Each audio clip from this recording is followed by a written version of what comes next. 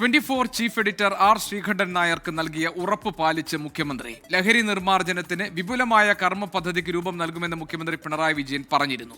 ലഹരി വിരുദ്ധ ക്യാമ്പയിൻ ശക്തിപ്പെടുത്തുന്നതിനായി ഈ മാസം സർവകക്ഷി യോഗം വിളിച്ചു ചേർക്കാനും തീരുമാനമായി.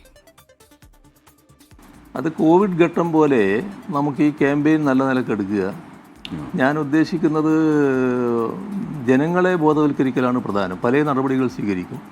ഓരോ ആഴ്ചയും എന്താണ് സംഭവിക്കുന്നത് എന്നത് ജനങ്ങളെടുത്ത് തുറന്നു പറയണമെന്നാണ്. ആ കാര്യവും നിർവഹിക്കാൻ ഞാൻ ഉദ്ദേശിക്കുന്നുണ്ട്. എത്ര കണ്ട് നമുക്ക് പുരോഗതി ഉണ്ടാക്കാൻ കഴിയും. ലഹരിക്കും അക്രമത്തിനുമെതിരെ 24 chief editor R Sreekandan Nair നടത്തുന്ന യാത്രയുടെ തുടക്കത്തിലാണ് മുഖ്യമന്ത്രിയുടെ ഉറപ്പ്. പിന്നാലെ നടപടി. ഇന്ന് ചർച്ച ചെയ്ത നിർദ്ദേശങ്ങൾ വിദഗ്ധ സമിതി മുൻപാകെ വെച്ച് അവരുടെ അഭിപ്രായം കൂടി ചേർത്ത് വിപുലമായ കർമ്മ പദ്ധതിക്ക് രൂപം നൽകാനാണ് ഉദ്ദേശിക്കുന്നത്.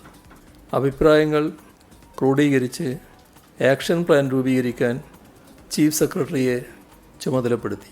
ലഹരി വിരുദ്ധ ക്യാമ്പയിൻ ശക്തിപ്പെടുത്തുന്നതിന്റെ ഭാഗമായി ഏപ്രിൽ 16-ന് വിവിധ മതമേലധ്യക്ഷന്മാരുടെ യോഗവും 17-ന് സർവകക്ഷി യോഗവും വിളിച്ചു ചേർക്കാനും തീരുമാനമായി.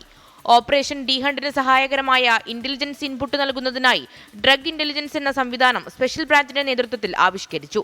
സ്ഥിരം മയക്കുമരുന്ന് വ്യാപാരം നടത്തി ക്രൈം കേസുകളിൽപ്പെട്ട ആൾക്കാരുടെ പ്രത്യേകം പട്ടിക തയ്യാറാക്കി 97 പേർക്കെതിരെ നടപടിയെടുത്തു. കൂടാതെ സംസ്ഥാന തലത്തിൽ Kerala anti narcotic special action force വേർതിരിച്ചെന്നും മുഖ്യമന്ത്രി പറഞ്ഞു. 24 തിരുവനന്തപുരം.